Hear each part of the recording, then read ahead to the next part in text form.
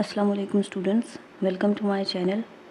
आज की इस वीडियो में हम अकाउंटिंग की जो बेसिक टर्म्स और टर्मिनोलॉजीज़ हैं उनको पढ़ेंगे। सिंपल हम उनकी एक्सप्लेनेशन डिस्कस करेंगे। जो नेक्स्ट आप लोगों के एग्ज़ाम आने वाले हैं पंजाब रेवेन्यू अथॉरिटी में इन्फोर्समेंट ऑफिसर के, ऑडिट ऑफिसर के, इसके अलावा आपके म्यूनसिपल ऑफिसर फाइनेंस, इनका पेपर जो है वो स्केड्यूल हो गया है 6 और 7 जून 2026 को। इन तीनों एग्ज़ाम्स के एमसीक्यूज़ बेस्ड पेपर में जॉब रिलेटेड एमसीक्यूज़ लाजमी आएंगे। इन्फोर्समेंट ऑफिसर में 50%, ऑडिट ऑफिसर में 80% और म्यूनसिपल ऑफिसर में 100%। अब जो जॉब रिलेटेड एमसीक्यूज़ हैं उनमें 3-4 पोर्शंस हैं। अकाउंटिंग, फाइनेंस और ऑडिट का पोर्शन है। स्टार्ट ले रहे हैं हम अकाउंटिंग से और 1 बाय 1 करके हम सिलेबस को कंप्लीट करेंगे। आज पहला लेक्चर है, इसलिए अकाउंटिंग से रिलेटेड जो बेसिक टर्म्स और टर्मिनोलॉजीज़ हैं सबसे पहले हम उनको पढ़ लेते हैं। कुछ स्टूडेंट्स ऐसे होंगे जिन्होंने as a minor in subject को पढ़ा होगा, इसलिए उनके लिए ज़रूरी है कि वो इन टर्म से और टर्मिनोलॉजी से फेमिलियर हो जाएं और बाकी के लेक्चर्स उनके लिए समझना आसान हो। और नेक्स्ट लेक्चर से हम स्टार्ट करेंगे अकाउंटिंग के जो मोस्ट इम्पॉर्टेंट कंसेप्ट्स हैं। डेली हम 100 एमसीक्यूज़ डिस्कस करेंगे और हर एमसीक्यूज़ को जिस कंसेप्ट से लिया गया होगा उस कंसेप्ट को भी साथ पढ़ेंगे एग्जाम्पल के साथ, ताकि आपको समझने में आसानी हो और पेपर में कोई मुश्किल ना आए। स्टार्ट करते हैं आज के लेक्चर को।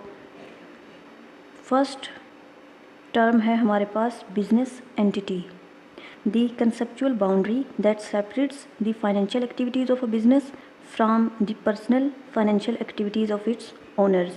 बिजनेस एंटिटी वो कंसेप्ट है जिसमें एक इंडिविजुअल के जो पर्सनल एक्टिविटीज़ होती हैं उनको अलग रखा जाता है बिजनेस एक्टिविटीज़ से। For example, if an owner buys a car for personal use, it is not recorded in the business books. If they buy a delivery van for the business, it is recorded. ठीक हो गया। एक individual है, वो business भी run कर रहा है, लेकिन उसने एक कार बाय की है, वो उसने बिज़नेस के लिए नहीं की, अपने पर्सनल यूजेज के लिए की है, इसलिए उस कार को बिज़नेस बुक्स में रिकॉर्ड नहीं किया जाएगा। अगर उसने वही कार बिज़नेस के इस्तेमाल के लिए बाय की होती तो उसको बिज़नेस बुक्स में रिकॉर्ड किया जाता। सो बिज़नेस एंटिटी का सिंपल सा कॉन्सेप्ट ये है कि इंडिविजुअल की जो पर्सनल एक्टिविटीज़ होती हैं और जो बिज़नेस से रिलेटेड एक्टिविटीज़ होती हैं वो दोनों एक दूसरे से डिफरेंट हैं। सेकंड कॉन्सेप्ट है ट्रांजैक्शन का, एनी फाइनेंशियल इवेंट और economic activity that involves the exchange of value and directly changes the financial position of a business. Transaction simple words में ये है, कोई भी चीज़ फॉर एग्ज़ाम्पल आपने ख़रीदी है, उसके बदले में आपने क्या किया है, पे किया होगा, तो वो आपके पास ट्रांजैक्शन है। या कस्टमर ने आपसे कुछ ख़रीदा है और आपने कैश रिसीव किया है उसके बदले में, तो ये भी एक ट्रांजैक्शन है जिसे आप अपने पास रिकॉर्ड करेंगे। अकाउंटिंग की टर्मिनोलॉजी में इसे क्या कहते हैं, ट्रांजैक्शन। उसके बाद है कैपिटल और equity, the total amount of money, goods और assets invested into the business by its owner to start और expand operations. It represents the owner's residual claim on the business assets. एक person है, for example Ali नाम है उसका, उसने अपना नया बिज़नेस स्टार्ट किया है। अब उस बिज़नेस में उसने अपनी पर्सनल सेविंग्स में से अपने पास से कुछ पैसे जो है वो इन्वेस्ट किए हैं, फॉर एग्ज़ाम्पल $50,000। सो ये जो उसकी अपनी इन्वेस्टमेंट है इसे क्या कहते हैं, इक्विटी, ओनर्स इक्विटी, और इसको इक्विटी के अलावा कैपिटल भी कहते हैं। नेक्स्ट टर्म है हमारे पास एसेट्स, इकोनॉमिक रिसोर्सेज ओन्ड और controlled by a business that possesses measurable value and are expected to generate future economic benefits। Assets क्या होते हैं, ये आपके पास रिसोर्सेज होते हैं जिनके थ्रू आपका बिजनेस चल रहा होता है। एसेट्स में आगे इंटेंजिबल एसेट्स भी आते हैं और टेंजिबल एसेट्स भी आ जाते हैं। एग्ज़ाम्पल अगर हम लें तो इसमें जो मशीनरी है, cash, delivery trucks, office building, ये सारे आपके पास क्या हैं, एसेट्स हैं और इनकी कोई ना कोई वैल्यू होती है। उसके बाद लायबिलिटीज़ हैं, the financial debts, obligations or legal claims that a business owes to outside partners, creditors arising from past transactions. Liabilities simple words में आपका ये कर्ज होता है जो आपने पे करना होता है। For example, a $20,000 bank loan taken out to purchase equipment और एन अनपेड यूटिलिटी बिल।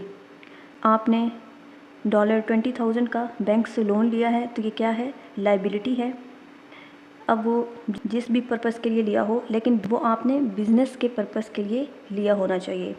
कोई आपने इक्विपमेंट परचेज़ करना है या यूटिलिटी बिल आपका अभी तक अनपेड है, उसको पे करने के लिए लिया है, तो वो आपके पास क्या है, लायबिलिटी है, कर्ज है जो आपने पे करना है। नेक्स्ट टर्म जो है हमारे पास अकाउंटिंग इक्वेशन है, ये मोस्ट इम्पॉर्टेंट है। The fundamental formula that serves as the foundation of all double entry accounting, stating that a company's total assets must always equal the sum of its liabilities and equity. Accounting equation क्या है, यह आपने याद रखनी है। Assets is equal to liabilities plus owner's equity. Total जो assets होते हैं आपकी कंपनी के, वो किसकी इक्वल होते हैं, जो लाइबिलिटीज़ हैं प्लस जो ओनर की इक्विटी है। For example, if a business has $100,000 in assets and owes $40,000 to the bank, the owner's equity must be $60,000. अब इसको अगर आप इक्वेशन की फॉर्म में इन वैल्यूज़ को लिखें तो एसेट्स की जगह क्या वैल्यू आएगी, बिज़नेस के पास टोटल एसेट्स कितने हैं, $100,000 इज इक्वल टू लाइबिलिटीज़ कितनी है, बैंक से उसने लोन लिया है $40,000 का, तो ये क्या है, लाइबिलिटी है जो उसने वापस भी करनी है $40,000 प्लस ओनर्स इक्विटी क्या है, जो उसने अपने पास से अपनी सेविंग्स से इन्वेस्ट किया है बिजनेस में $60,000। इसको जब आप ऐड करें तो ये दोनों साइड पे कितना हो जाएगा, $100,000। इसे हम क्या कहते हैं, अकाउंटिंग इक्वेशन। उसके बाद नेक्स्ट है नॉन करंट एसेट्स और fixed assets. Long term tangible और intangible assets acquired for use within business operations rather than for direct resale, expected to yield utility for more than 1 year.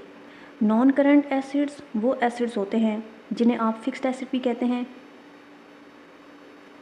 और ये आप resale के लिए नहीं होते, आपके अपने परमानेंट, यूँ समझ लें कि जैसे परमानेंट यूज़ के लिए हैं। जब तक आपका बिज़नेस चलता रहेगा वो एसेट आपके साथ ही रहते हैं और आप उन्हें किसी को सेल नहीं करते, लॉन्ग टर्म के लिए वो आपके पास रहते हैं। फॉर एग्ज़ाम्पल, आप एक कंपनी चला रहे हैं तो जिस लैंड पर वो कंपनी है वो आपके पास फिक्स्ड एसेट है, जो मैन्युफैक्चरिंग इक्विपमेंट है या स्टाफ के पास जो कंप्यूटर्स हैं वो फिक्स्ड एसेट्स हैं।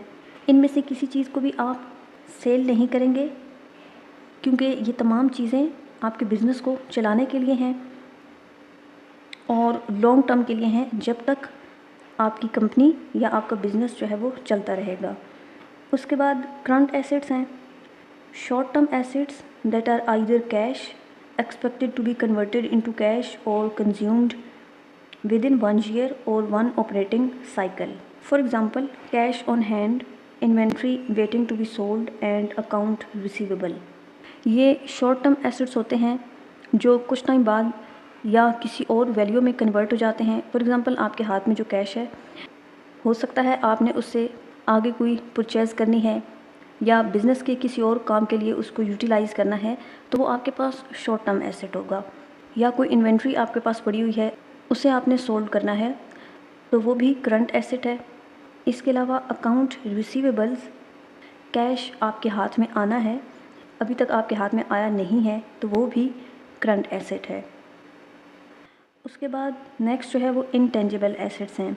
Long term assets that possess economic value but lack physical और मटेरियल सब्सटेंस। इंटेंजिबल एसेट्स जो हैं ये भी लॉन्ग टर्म एसेट्स होते हैं। इनकी भी एक इकोनॉमिक वैल्यू होती है लेकिन कोई फिजिकल प्रेजेंस नहीं होती। इंटेंजिबल का मतलब होता है टच ना कर सकना, कोई फिजिकल अपीयरेंस जिस चीज़ की नहीं होती। फॉर एग्जांपल कंपनी के पेटेंट्स हो गए, software licences, trademarks and brand goodwill. Company जो एक पेटेंट खरीदती है वो एक लॉन्ग टाइम ऑफ पीरियड के लिए होता है। ऐसा नहीं है कि 1 साल के लिए है या 2 साल के लिए है और उसकी कोई फिजिकल अपीयरेंस नहीं होती है। ये एक सर्विस है जो बाय की जाती है। इसी तरह से सॉफ्टवेयर लाइसेंसेस हैं, आपके पास ट्रेडमार्क है या ब्रांड की जो गुडविल है, ये सारे आपके पास एसेट्स हैं और इंटेंजिबल एसेट्स हैं। इन सब की अपनी अपनी वैल्यू है लेकिन ये फिज़िकल फॉर्म में नहीं होते। जिस तरह से आपके पास एक कंपनी की जो बिल्डिंग होती है, जो लैंड है उसकी, उसमें पड़ी हुई जो मशीनरी है, इन्वेंट्री वगैरह, वो फिज़िकल फॉर्म में मौजूद होते हैं, उन्हें आप टच कर सकते हैं। लेकिन जो इंटेंजिबल एसेट्स हैं उनकी भी एक इकोनॉमिक वैल्यू है लेकिन उन्हें आप टच नहीं कर सकते। नेक्स्ट जो है वो लॉन्ग टर्म लायबिलिटीज़ हैं। Financial obligations and debts that a business is legally bound to repay after a period longer than 1 year। ये तो बिल्कुल नाम से ही ज़ाहिर है। लाइबिलिटीज़ हमने पहले पढ़ लिया है कि ये एक तरह का कर्ज़ होता है जो बिज़नेस ने चुकाना होता है, वापस करना होता है। सो लॉन्ग टर्म लाइबिलिटीज़ का मतलब ये है कि वो कर्ज़ जो बिज़नेस लीगली बाउंड होता है कि उसने पे करनी है after a specific period of time, 1 साल के बाद उसने लाजमी उनको पे करना है। नेक्स्ट जो है वो करंट लायबिलिटीज़ हैं। Short term financial obligations that a business expects to settle और pay off within a single year और ऑपरेटिंग साइकिल। करंट लायबिलिटीज़ वो लायबिलिटीज़ हैं जो 1 साल के अंदर अंदर के अरसे में पे करनी होती हैं। फॉर एग्ज़ाम्पल एम्प्लॉयज़ को जो वेजेस वगैरह देनी हैं तो वो करंट लायबिलिटीज़ हैं। उनको आप अगले साल पर या 2-3 साल बाद पर नहीं छोड़ सकते बल्कि उसी साल के अंदर अंदर आपने उनको कंप्लीट करना होता है। नेक्स्ट रेवेन्यू है और turnover, the total gross inflow of the economic benefits, usually cash और receivables earn by a business through selling goods और प्रोवाइडिंग सर्विसेज। एक बिज़नेस को इकोनॉमिकली जो बेनिफिट आ रहा होता है वैल्यू की फॉर्म में, उसे रेवेन्यू कहते हैं। फॉर एग्ज़ाम्पल एक बुक स्टोर है, उसने रिसीव किया है $1200 from customers buying books over the weekend. तो ये $1200 क्या है, उसके पास रेवेन्यू है। बुक स्टोर है, उससे कस्टमर्स ने बुक्स ख़रीदी हैं और उसके बदले में उसके पास कितना कैश आया है, $1200, तो ये उसके पास रेवेन्यू है। नेक्स्ट एक्सपेंसेस हैं। इसमें बहुत सारी चीज़ें ऐसी हैं जो आपको पहले से पता है, डेली लाइफ में आप उनको देखते भी हैं, बस अकाउंटिंग की टर्म्स में उनको क्या कहते हैं उनसे फेमिलियर होने के लिए, या अगर आपको पढ़े हुए काफ़ी टाइम हो गया है तो दोबारा से आप उन टर्मिनोलॉजीज़ को रिवाइज़ कर लें, इसलिए आज का ये लेक्चर आप लोगों के लिए रखा गया है। नेक्स्ट टर्म है एक्सपेंसेस की। The operational costs, outflows or consumption of assets incurred by a business in the process of generating revenue। तो वो क्या है, एक्सपेंसेस हैं। फॉर एग्ज़ाम्पल आपने जहाँ पर कंपनी खड़ी की हुई है वो जगह आपकी नहीं है, आपने उसको किराए पर लिया हुआ है, तो उसका रेंट भी पे करना होगा। वो जो रेंट आप पे कर रहे हैं वो क्या है, एक्सपेंस है।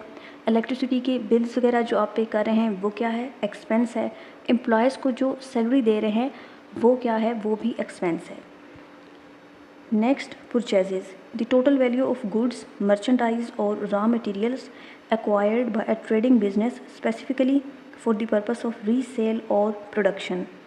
परचेज किसे कहते हैं, सिंपल वर्ड्स में या तो आपने किसी से कुछ ख़रीदा है, कंप्यूटर्स का स्टॉक ही आपने बाय किया है, तो ये क्या है, परचेज है। या आपका क्लोथ्स का बिज़नेस है और एक क्लोथिंग बुटीक ने आपसे 200 जैकेट्स जो हैं वो बाय की हैं अपने लिए, ताकि वो दोबारा से उनको रीसेल कर सके, तो ये भी क्या है, ये एक परचेज़ है। उसके बाद नेक्स्ट है sales, the total revenue generated specifically from selling inventory और merchandise to customers during a given period. एक गिवन पीरियड के अंदर, फॉर एग्ज़ाम्पल एक रिटेलर की जो इन्वेंट्री सेल हुई है उसे क्या कहेंगे कि टोटल इतनी सेल्स हुई हैं। फॉर एग्ज़ाम्पल आप जाते हैं एक रिटेलर शॉप पर और वहाँ से 50 स्मार्टफ़ोन ख़रीदते हैं और उसके बदले में आप पे करते हैं $25,000। तो उस रिटेलर शॉप की ये सेल हो रही है और उसका जो टोटल सेल्स रेवेन्यू आ रहा है वो कितना है $25,000 50 यूनिट्स के लिए। नेक्स्ट है cost of goods sold, the direct cost attributable to the production और acquisition of the goods sold by the company during a specific period. For example एक शॉप है, उसने क्या किया है कि एक शर्ट बाय की है, कितनी की $15 की, और फिर उसको रीसेल किया है कितने में $25 में, यानी कि उसको बढ़ाकर सेल किया है। अब यहाँ पर जो कॉस्ट ऑफ गुड्स सोल्ड है वो क्या है 15 है, जितने पे उसने वो गुड ख़रीदी थी उसको कहते हैं कॉस्ट ऑफ गुड्स सोल्ड, और दोबारा उसने वैल्यू बढ़ाकर रीसेल किया है उसको। सो रीसेल करने से पहले जितने में उसने ख़रीदी थी उसे कहेंगे cost of good sold. Next जो टर्म है हमारे पास वो है gross profit, the surplus remaining after deducting the direct cost of goods sold from total sales revenue before operating expenses are taken into account. उसके लिए आप सिंपली क्या करेंगे, जितनी आपकी सेल्स हुई हैं उसमें से माइनस कर देंगे कॉस्ट ऑफ गुड्स सोल्ड को, तो आपके पास ग्रॉस प्रॉफिट आ जाएगा। अब यहाँ पर सपोज़ कर लेते हैं कि आपने पिछली एग्जांपल को हम लेकर चलते हैं, 5 शर्ट्स आपने ली हैं 10,000 में,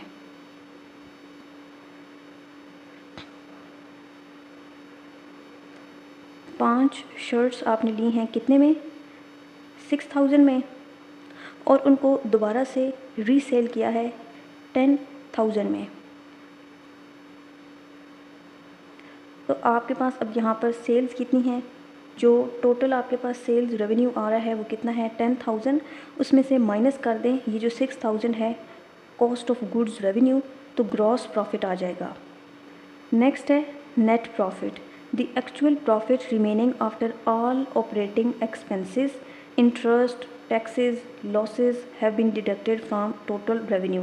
नेट प्रॉफिट वो होता है जिसमें से आप तमाम अपने जो एक्सपेंसेस होते हैं, कोई इंटरेस्ट है, टैक्सेस हैं, लॉसेस वगैरह हैं, एम्प्लॉयज़ को वेजेस देने हैं, किसी भी तरह का कोई एक्सपेंस है, तो उसे आप जो आपके पास टोटल रेवेन्यू होता है उसमें से माइनस कर दें, तो पीछे आपके पास जो एक्चुअल प्रॉफिट बच जाता है उसे कहते हैं नेट प्रॉफिट।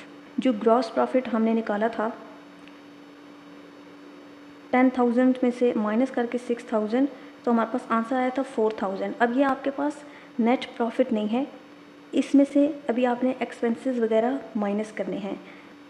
जब आप टोटल रेवेन्यू से माइनस कर देते हैं अपने तमाम एक्सपेंसेस, उसके बाद आपके पास नेट प्रॉफिट निकलता है।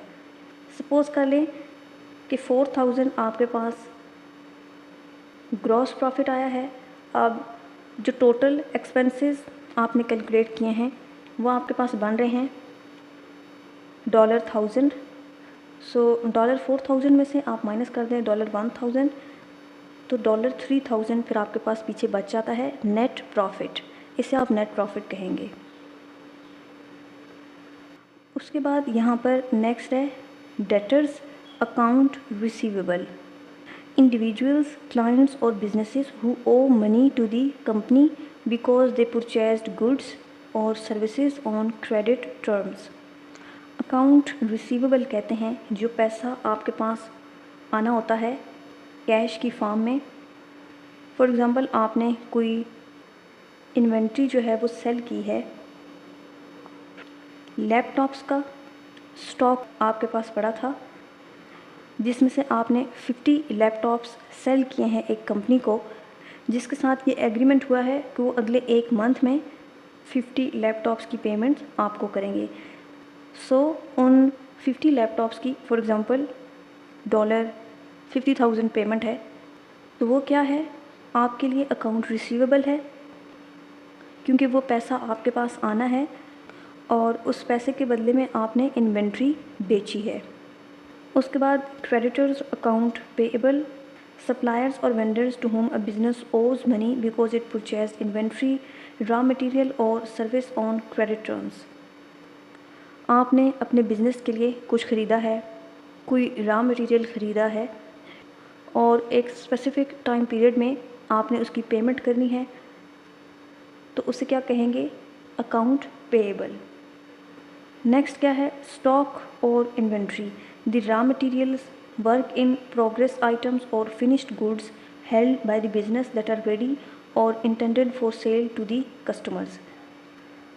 स्टॉक या इन्वेंट्री कहते हैं कोई भी जो रॉ मटेरियल आपके पास पड़ा हुआ है जिसे आप बेचना चाहते हैं, या कोई भी गुड्स और आइटम्स जो अभी तक प्रोग्रेस में हैं, कंप्लीट नहीं हुए हैं, अभी उस पर काम चल रहा है, वो भी आपके पास इन्वेंट्री है।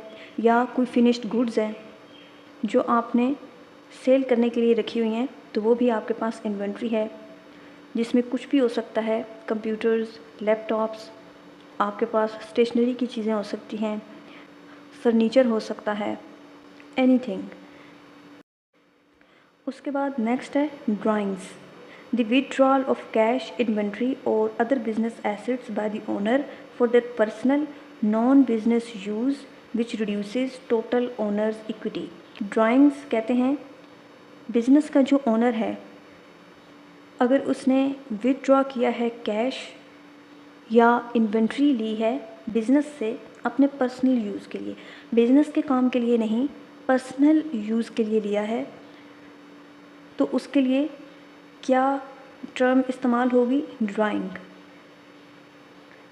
फॉर एग्ज़ाम्पल एक ग्रोसरी स्टोर है जिसने क्या किया है, $200 विथड्रॉ किया है और ये उसने बिज़नेस के किसी काम के लिए नहीं बल्कि अपने चाइल्ड की फ़ी पे करने के लिए या ट्रिप वगैरह के लिए विथड्रॉ किया है, तो उसको ड्राइंग कहेंगे। नेक्स्ट जो है वो डेप्रिसिएशन है। The systematic and rational allocation of the historical cost of the tangible fixed assets over its estimated useful economic life due to wear tear and obsolescence. Depreciation simply कहते हैं value में कमी आने को।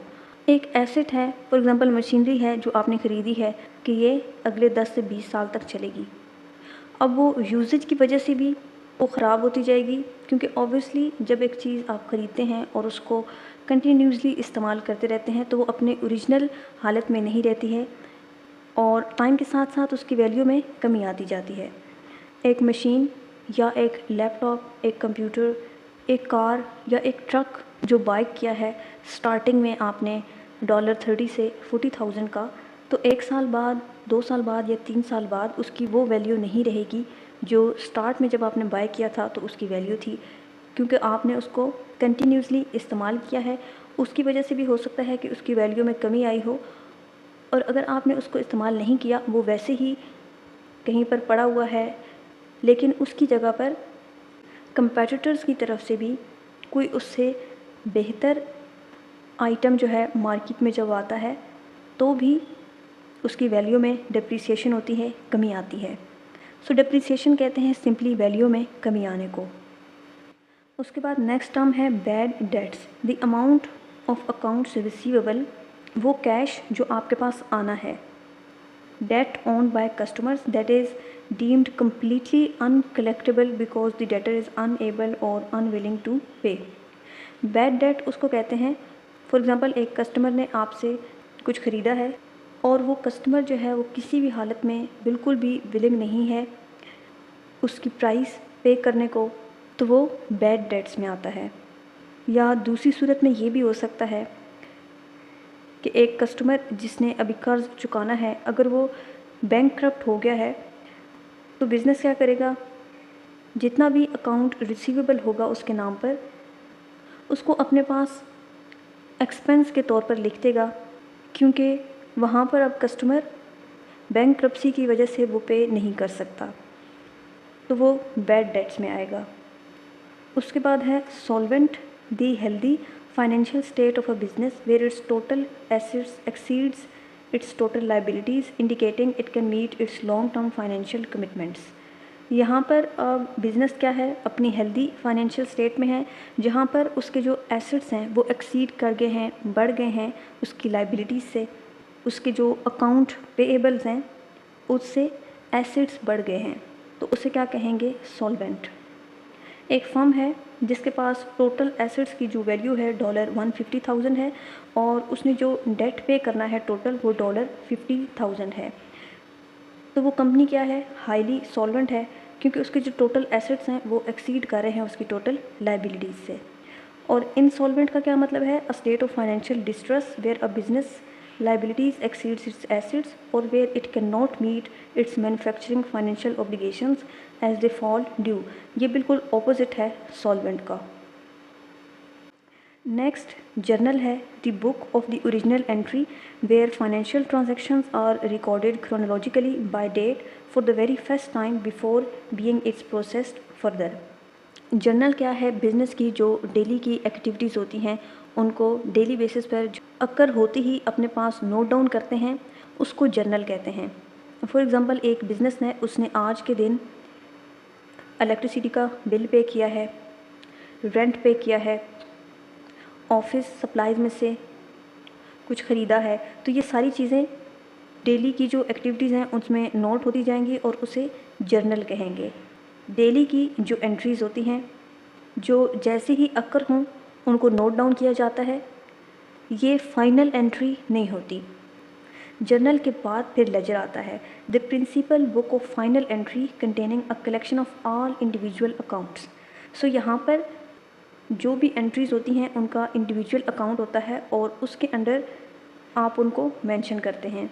फॉर एग्ज़ाम्पल जो आज के दिन इलेक्ट्रिसिटी का बिल पे किया था, लेजर में इलेक्ट्रिसिटी का अलग से एक सेक्शन बना होगा जिसमें जाकर जो आज की डेट को इलेक्ट्रिसिटी का बिल पे किया है उसको वहाँ पर मेंशन कर देंगे वैल्यू के साथ। इसी तरह से हर आइटम के अलग से सेक्शन बने होते हैं लेजर में और उसी के अंडर आप उनको मेंशन करते हैं, जबकि जर्नल में डेली के जो आपके एक्सपेंसेस, एक्टिविटीज़ या जो भी एंट्रीज़ वगैरह हो रही होती हैं उनको एज़ इट इज़ आप नोट डाउन करते जाते हैं। वहाँ ना तो कोई इंडिविजुअली सेक्शंस बने होते हैं और ना ही वो फाइनल एंट्री होती है। उसके बाद नेक्स्ट ट्रायल बैलेंस है, a internal statement or worksheet that list the balances of all ledger accounts into debit and credit columns to test the mathematical accuracy of the double entry system. Trial balance simply जो है वो double entry system है। ये वो report है जो show की जाती है at the end of the month, जिसमें जो टोटल डेबिट्स होते हैं उसकी वैल्यू इक्वल होती है टोटल क्रेडिट्स के। इस डबल एंट्री सिस्टम को ट्रायल बैलेंस कहते हैं। लास्ट पर बैलेंस शीट है, statement of financial position. Balance sheet जो है वो किसी स्पेसिफिक टाइम पर बनाई जाती है जिसके ज़रिए ये पता चलता है कि बिज़नेस की करंट जो सिचुएशन है, जो करंट पोजीशन है वो क्या चल रही है, क्या वो प्रॉफिट में जा रहा है या लॉस में जा रहा है। A formal financial statement that illustrates a company's financial health by detailing its assets, liabilities and equity at a specific single point in time. For example आप साल के एंड पर बैलेंस शीट बनाते हैं अपनी कंपनी की, ताकि ये पता चल सके कि इस पूरे साल में कितना प्रॉफिट हुआ है, कितना लॉस हुआ है। आई होप कि ये जितने भी टर्म्स और टर्मिनोलॉजीज़ आप लोगों के साथ शेयर किए हैं आज के इस लेक्चर में वो सारी आपको क्लियर हो गई हों। अगर आप इसी तरह के मज़ीद लेक्चर्स लेना चाहते हैं जिसमें अकाउंटिंग, ऑडिट और फाइनेंस को कंप्लीट आप लोगों के साथ शेयर किया जाए, तो आप मेरे इस चैनल को सब्सक्राइब कर सकते हैं। साथ में मौजूद बेल आइकन को लाजमी प्रेस करना है ताकि जब न्यू लेक्चर्स अपलोड हों तो आपके पास नोटिफिकेशन आ जाए। Thanks for watching. अल्लाह हाफिज़।